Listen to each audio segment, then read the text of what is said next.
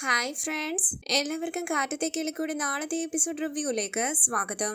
ഈ റിവ്യൂ നിങ്ങൾക്ക് ഇഷ്ടമായെങ്കിൽ ലൈക്ക് ചെയ്തും സബ്സ്ക്രൈബ് ചെയ്തും സപ്പോർട്ട് ചെയ്യണേ. ജ്യോതിയെ പെണ്ണ് കാണാനായി ബാലകൃഷ്ണന്റെ വീട്ടിലേക്ക് വന്നിരിക്കുകയാണ് ഭാസ്കരനും സുഭാഷും സുധീഷും നികേഷും ഹരീഷും നിധിയും. ജ്യോതിയെ ചായ കൊണ്ട് കൊടുക്കുകയാണ് എല്ലാവർക്കും. ജ്യോതി പുഞ്ചിരിച്ച് സുഭാഷിനെ നോക്കുന്നുണ്ട്. സുഭാഷും ജ്യോതിയെ ശ്രദ്ധിക്കുന്നു. ജ്യോതിയുടെ ചേച്ചി പറയുന്നു, ജ്യോതി ഇവിടെ അടുത്തൊരു ജ്വല്ലറി ഷോപ്പിൽ വർക്ക് ചെയ്യുകയാണ്. പഠിത്തത്തിലാണെങ്കിലും ജോലിയിലാണെങ്കിലും അവളുടെ ഇഷ്ടമാണ് ഞങ്ങൾക്ക് പ്രധാനം. കല്യാണ കാര്യത്തിലും അതുപോലെ തന്നെയാണ്. ചെറുക്കനും പെണ്ണും കൂടി ആദ്യം സംസാരിക്കട്ടെ. അവർക്ക് രണ്ടുപേർക്കും ഇഷ്ടപ്പെടുകയാണെങ്കിൽ നമുക്ക് വിവാഹം നടത്താം. നിധി പറയുന്നു, സുഭാഷേട്ടനും ജ്യോതിയും കൂടി സംസാരിക്കട്ടെ. സുഭാഷും അടിച്ചിരിക്കുമ്പോൾ സുധീഷ് പറയുകയാണ്, ചെല്ല് സുഭാഷേട്ടാ, ചെന്ന് സംസാരിക്ക്. സുഭാഷും ജ്യോതിയും കൂടി മാറി നിന്ന് സംസാരിക്കുമ്പോൾ ടെൻഷനോടുകൂടി ഇരിക്കുകയാണ് എല്ലാവരും. സുഭാഷ് സംസാരിക്കാതിരിക്കുമ്പോൾ ജ്യോതി ചോദിക്കുന്നു, വളരെ കുറച്ച് സംസാരിക്കാറുള്ളൂ. സുഭാഷ് പറയുകയാണ്, അങ്ങനെയൊന്നുമില്ല, അത്യാവശ്യത്തിന് സംസാരിക്കും. ഹോബീസ് എന്തൊക്കെയാണെന്ന് ജ്യോതി ചോദിക്കുമ്പോൾ സുഭാഷ് ഓർക്കുകയാണ്, കവിതയുടെ വീട്ടിൽ പോയി വട ഉണ്ടാക്കിയത്, അതിന്റെ പേരിൽ നികേഷ് കളിയാക്കിയത്. ശേഷം സുഭാഷ് പറയുന്നു,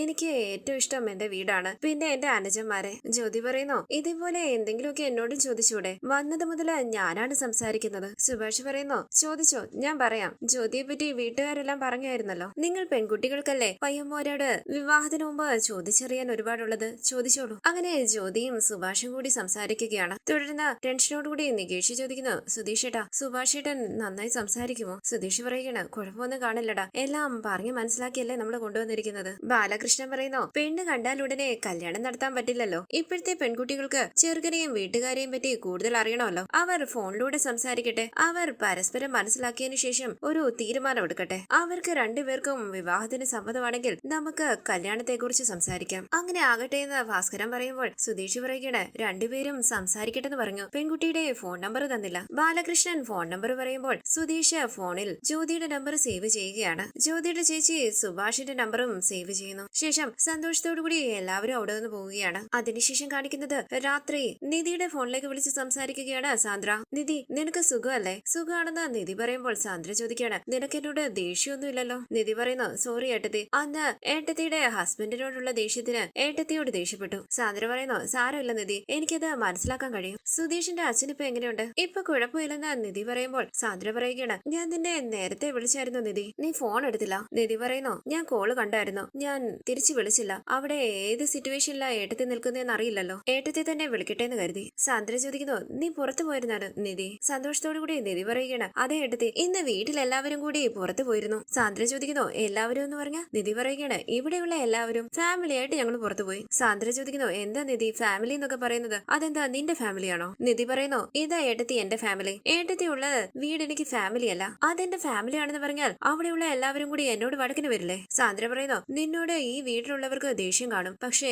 അതുകൊണ്ട് ഇത് നിന്റെ ഫാമിലി അല്ലാതാകുമോ? ഇതാണ് നിന്റെ ഫാമിലി. നീ ആ വീട്ടിൽ ജീവിക്കുന്നുണ്ടായിരിക്കും, പക്ഷേ ആ വീട്ടിലുള്ളവര് നിന്റെ ഫാമിലി അല്ല. നിധി പറയുന്നു, അതാണ് ഇപ്പൊ പ്രധാനം. ഇന്ന് ഞങ്ങള് എവിടെ പോയതാണെന്ന് അറിയുമോ? സുഭാഷേട്ടന് പെണ്ണ് കാണാൻ വേണ്ടി പോയതാ. സാന്ദ്ര ചോദിക്കുന്നു, സുഭാഷേട്ടനോ? അതാരാ? നിധി പറയുകയാണ്, സുധീഷിന്റെ ചേട്ടൻ. സാന്ദ്ര ചോദിക്കുന്നു, സുധീഷിന്റെ ചേട്ടന് പെണ്ണ് കാണാൻ നീയും കൂടെ പോയോ? നിധി പറയുന്നു, അതെ ഏട്ടത്തി, ഈ പെണ്ണ് കാണാനുള്ള എല്ലാ കാര്യങ്ങളും നോക്കിയത് ഞാനാ. സാന്ദ്ര പറയുന്നു, നീ എന്തിനാ ആ വീട്ടിൽ ജീവിക്കുന്നതെന്ന് പോലും എനിക്കറിയില്ല, ഇപ്പതേ അവിടെയുള്ള ഒരാൾക്ക് വേണ്ടി പെണ്ണ് കാണാൻ പോയിരിക്കുന്നു. നിധി പറയുന്നു, ഏട്ടത്തിയോട് ഞാൻ എങ്ങനെ പറയുക? എനിക്ക് സുഭാഷേട്ടനെ കണ്ട ഉടനെ ഒരു ബ്രദർ ആണെന്നുള്ള ഒരു ഫീലിംഗ്. എന്നോട് എന്ത് സ്നേഹത്തോടെയാ പെരുമാറുന്നതെന്ന് അറിയുമോ? എന്റെ കാര്യങ്ങളൊക്കെ ചെയ്തു തരുന്നത്. ഞാൻ ഇവിടെ താമസിക്കാൻ തന്നെ കാരണം സുഭാഷേട്ടനാ. ഇവിടെ എല്ലാവർക്കും സുഭാഷേട്ടന്റെ കല്യാണം നടക്കാത്തതിൽ വിഷമമുണ്ട്. ഒരുപാടടുത്ത് പെണ്ണ് നോക്കുന്നുണ്ട്, പക്ഷെ ഒന്നും ഇതുവരെ ശരിയായിട്ടില്ല. പക്ഷെ ഈ പ്രാവശ്യം ഞാൻ ഏർപ്പാട് ചെയ്തിട്ടാണ് ഈ പെണ്ണ് കാണാൻ പോയത്. സാന്ദ്ര പറയുകയാണ്, സുധീഷിന്റെ കുടുംബത്തെ പറ്റി നിന്റെ ചേട്ടൻ പറഞ്ഞതും നീ പറഞ്ഞതും തമ്മിൽ ഒരു ബന്ധമില്ലല്ലോ. നിന്റെ ചേട്ടൻ പറയുന്നത് വെച്ച് നോക്കിയാൽ നിനക്ക് ഇവിടെ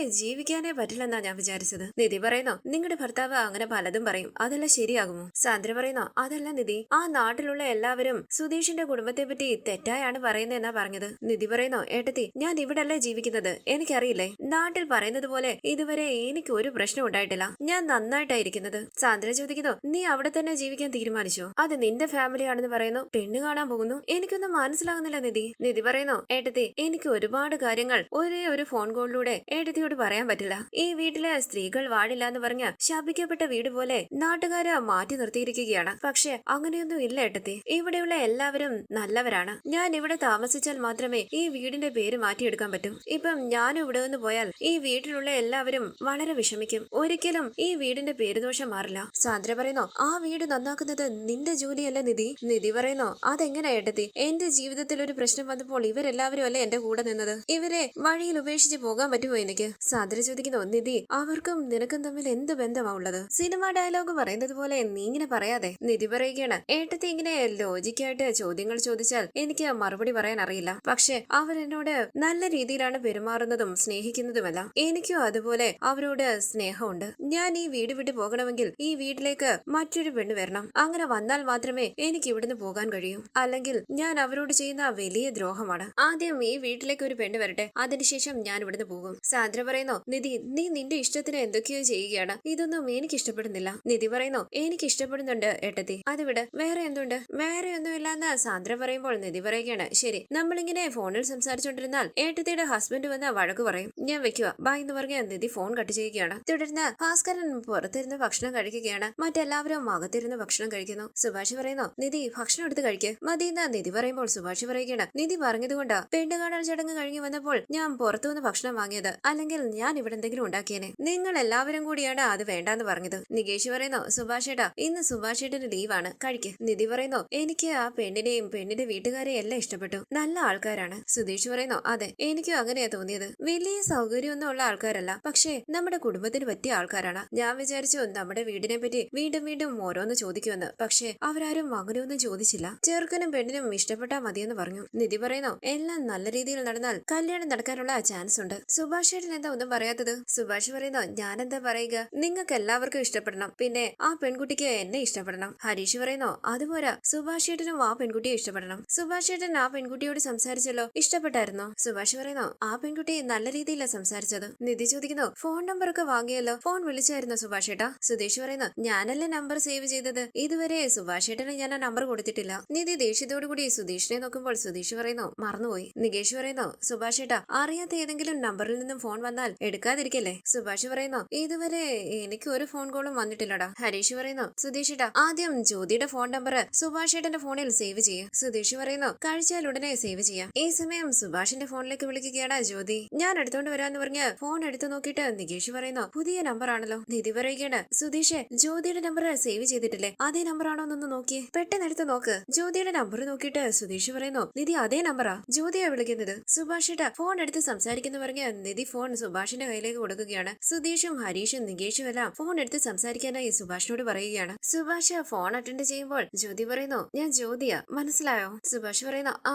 മനസ്സിലായി, ഞാൻ സുഭാഷാ സംസാരിക്കുന്നത്. ജ്യോതി പറയുന്നു സുഭാഷിനെ ഫോണിൽ വിളിച്ചത് സുഭാഷിനോട് സംസാരിക്കാൻ വേണ്ടിയാണ്, അപ്പൊ പിന്നെ സംസാരിക്കുന്നത് സുഭാഷ് ആണെന്ന് എനിക്കറിയില്ലേ. കഴിച്ചോ? സുഭാഷ് പറയുന്നു ഇപ്പൊ കഴിച്ചതേ ഉള്ളൂ. ജ്യോതി കഴിച്ചോ? ഞാനും കഴിച്ചു എന്ന് ജ്യോതി പറയുമ്പോൾ സുധീഷ് പറയുകയാണ് സുഭാഷ് ഏട്ടാ പുറത്തു പോയി സംസാരിക്കുക. സുഭാഷ് ടെൻഷനോടുകൂടി ഫോണുമായി പുറത്തേക്ക് പോകുമ്പോൾ ജ്യോതി ചോദിക്കുന്നു പെണ്ണ് കണ്ടു പോയതിനു ശേഷം നിങ്ങളുടെ വീട്ടിൽ എന്ത് പറഞ്ഞു? സുഭാഷ് പറയുന്നു എല്ലാവരും ഇപ്പൊ പോലും അതിനെ പറ്റിയാണ് സംസാരിച്ചത്. ജ്യോതിയുടെ വീട്ടിലുള്ള എല്ലാവരെയും ഞങ്ങൾക്ക് ഇഷ്ടപ്പെട്ടു. പുറത്തിരുന്ന് ഭക്ഷണം കഴിക്കുന്ന ഭാസ്കരൻ സുഭാഷിനെ ശ്രദ്ധിക്കുകയാണ്. ജ്യോതി ചോദിക്കുന്നു സുഭാഷിന് എന്നെ ഇഷ്ടപ്പെട്ടോ? ഇഷ്ടപ്പെട്ടു എന്നാ സുഭാഷ് പറയുമ്പോൾ ജ്യോതി ചോദിക്കുന്നു എന്നെ കാണാൻ കൊള്ളാമോ? സുഭാഷ് പറയുകയാണ് കാണാൻ നല്ലതാ. ജ്യോതി പറയുന്നു സുഭാഷിനെ കാണാനും നല്ല ഭംഗിയുണ്ട്. എന്റെ വീട്ടിലുള്ള എല്ലാവർക്കും നിങ്ങളുടെ ഫാമിലി ഒരുപാട് ഇഷ്ടമായി, പ്രധാനമായും സുഭാഷിന്റെ അനുജന്റെ ഭാര്യയെ. എല്ലാവർക്കും നിധിയെ ഇഷ്ടപ്പെട്ടു. സുഭാഷ് പറയുന്നു നിധി നല്ല കുട്ടിയാ, നല്ല സൗകര്യങ്ങളുള്ള വീട്ടിൽ ജീവിച്ചതാണ്, പക്ഷെ ഇവിടെ അത്ര സൗകര്യങ്ങളൊന്നുമില്ല. എന്നാലും ഒരു പരാതി പോലും പറയാതെ നിധി അഡ്ജസ്റ്റ് ചെയ്താണ് ഇവിടെ ജീവിക്കുന്നത്.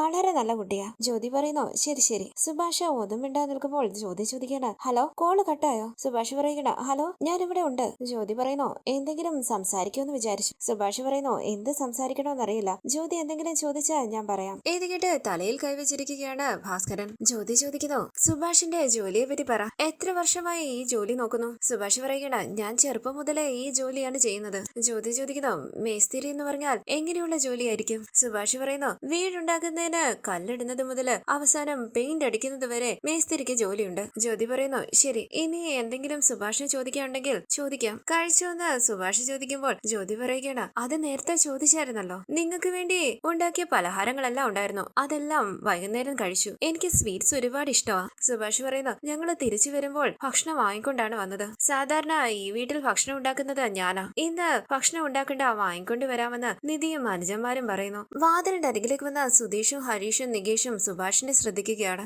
അവിടേക്ക് വന്ന നിധിയും അവരെ ശ്രദ്ധിക്കുകയാണ്. നിധി പറയുന്നു നിങ്ങൾ എന്താ ഇവിടെ നിൽക്കുന്നത്? സുഭാഷേട്ടൻ സംസാരിച്ചോളൂ, നിങ്ങൾ അകത്ത് വന്നിരിക്കുക. ഇത് ശരിയാകില്ല എന്ന് പറഞ്ഞ് അകത്തേക്ക് കയറി വരുന്ന ഭാസ്കരൻ അവരോട് പറയുന്നു, ആരാടാ അവനോട് ആ പെണ്ണിനോട് സംസാരിക്കാൻ പറഞ്ഞത്? അവൻ സംസാരിച്ചില്ലായിരുന്നേ കൂടി പെണ്ണ് കിട്ടുമായിരുന്നു. അവൻ സംസാരിച്ച് ഈ കല്യാണം മുടക്കുന്നത് പോലെയുണ്ട്. എന്താ അങ്ങനെ പറയുന്നതെന്ന് നിധി ചോദിക്കുമ്പോൾ ഭാസ്കരൻ പറയുകയാണ്, അങ്ങോട്ട് ചെന്ന് നിന്ന് കേൾക്ക് അവൻ എന്താ സംസാരിക്കുന്നതെന്ന്. അങ്ങനെ ഭാസ്കരൻ അകത്തേക്ക് പോകുമ്പോൾ ഹരീഷ് പറയുന്നു, നികേഷ് സുഭാഷ് ചേട്ടൻ എന്താ സംസാരിക്കുന്നതെന്ന് പോയി കേട്ടിട്ട് വാടാ. നികേഷ് പുറത്തേക്ക് വന്ന് നിന്ന് സംസാരം ശ്രദ്ധിക്കുകയാണ്. സുഭാഷ് ഫോണിലൂടെ പറയുന്നു, എനിക്ക് പാചകം ഒരുപാട് ഇഷ്ടമാണ്. രാവിലെ തന്നെ ഉച്ചക്കത്തേക്കുള്ള ഭക്ഷണവും കൂടി ഉണ്ടാക്കും. ബാക്കി കറി ഉണ്ടെങ്കിൽ വൈകുന്നേരത്തേക്കും എടുക്കും. വീട്ടിലെ ജോലിയെല്ലാം ഞാനാ ചെയ്യുന്നത്. അനുജന്മാരെ കൊണ്ട് ആരെ കൊണ്ടും ഞാൻ ചെയ്യിക്കാറില്ല. തലയിൽ കൈവച്ച് നികേഷ് അകത്തേക്ക് വരുമ്പോൾ സുധീഷ് ചോദിക്കുന്നു, എന്താടാ തലയിൽ കൈവച്ചോണ്ട് വരുന്നത്? നികേഷ് പറയുകയാണ്, ഇത് ശരിയാകില്ല സുധീഷ് ഏട്ടാ, സത്യമായിട്ടും ഇത് ശരിയാകില്ല. രാവിലെ തന്നെ രാവിലത്തേക്കും ഉച്ചക്കത്തേക്കുള്ള ഭക്ഷണം ഉണ്ടാക്കും. ബാക്കി കറി ഉണ്ടെങ്കിൽ വൈകുന്നേരത്തേക്ക് എടുക്കും. വീട്ടിലെ ജോലിയെല്ലാം ഞാനാ ചെയ്യുന്നത്. ഇങ്ങനെയൊക്കെയാണ് പറയുന്നത്.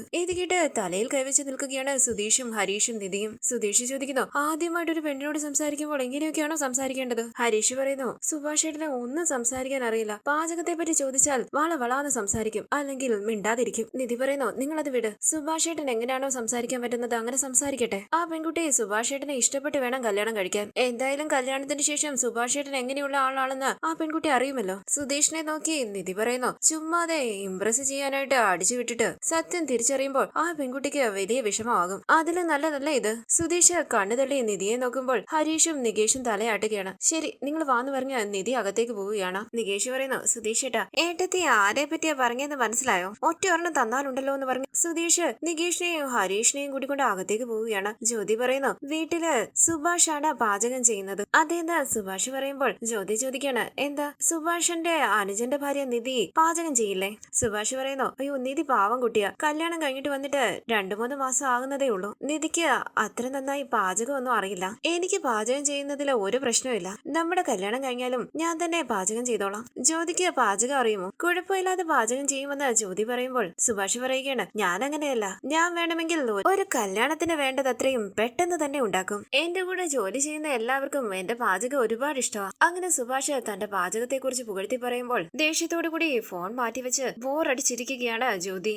സുഭാഷിന്റെ സംസാരവും രീതികളും ഒന്നും ജ്യോതിക്ക് ഇഷ്ടപ്പെടുന്നില്ല. എങ്കിലും സുഭാഷിനോട് ജ്യോതി അടുക്കാൻ ശ്രമിക്കുന്നുണ്ട്. അതിനുശേഷം കാണിക്കുന്നത് രാവിലെ ക്ഷേത്രത്തിലേക്ക് വരികയാണ് നിധിയും നികേഷും. ഈ സമയം അവര് വരുന്നതും കാത്ത് ക്ഷേത്രത്തിൽ നിൽക്കുകയാണ് സുധീഷ്. അവരെ കാണുന്ന സുധീഷ് വലിയൊരു ഭക്തനെ പോലെ പ്രാർത്ഥിച്ചുകൊണ്ട് നിൽക്കുകയാണ്. ശേഷം അവരെ നോക്കിക്കൊണ്ട് ശയന പ്രദക്ഷിണം ചെയ്യാനായി കിടക്കുകയാണ് സുധീഷ്. സുധീഷിനെ ശ്രദ്ധിക്കാതെ സംസാരിച്ചുകൊണ്ട് ക്ഷേത്രത്തിനകത്തേക്ക് പോവുകയാണ് നിധിയും നികേഷും. എഴുന്നേറ്റ് നിന്ന് സുധീഷ് പറയുന്നു, അയ്യോ എന്നെ കാണാതെ പോയല്ലോ. അങ്ങനെ അവര് കാണത്തക്ക രീതിയിൽ കുറച്ചുകൂടി മുന്നോട്ടേക്ക് ചെന്ന് ശയന പ്രദക്ഷിണം ചെയ്യുകയാണ് സുധീഷ്. ഭഗവാനെ ഈശ്വര എന്നൊക്കെ ഉറക്കെ വിളിക്കുന്നുണ്ട്. നിധിയും നികേഷും സുധീഷിനെ ശ്രദ്ധിക്കുന്നതേയില്ല. അവർ മുന്നോട്ട് നടന്നു പോകുമ്പോൾ ഇവരെവിടെ പോയി എന്ന് പറഞ്ഞ് പെട്ടെന്ന് അവിടെ നിന്ന് എഴുന്നേറ്റ് കുറച്ചുകൂടെ മുന്നോട്ടേക്ക് ഓടിച്ചെന്ന് ശയന പ്രദക്ഷിണം ചെയ്യുകയാണ് സുധീഷ്. ഭഗവാനെ ഈശ്വര എന്നുള്ള സുധീഷിന്റെ ഉറക്കെയുള്ള പ്രാർത്ഥന കേട്ട് നികേഷ് സംശയത്തോടുകൂടി സുധീഷിനെ നോക്കുകയാണ്. എന്താടാന്ന് നിധി ചോദിക്കുമ്പോൾ നികേഷ് പറയുന്നു, ഏട്ടത്തി ആ ഉരുണ്ടോണ്ടിരിക്കുന്ന ക്യാരക്ടറിനെ എവിടെയെങ്കിലും കണ്ടിട്ടുണ്ടോ? നിധി പറയുന്നു,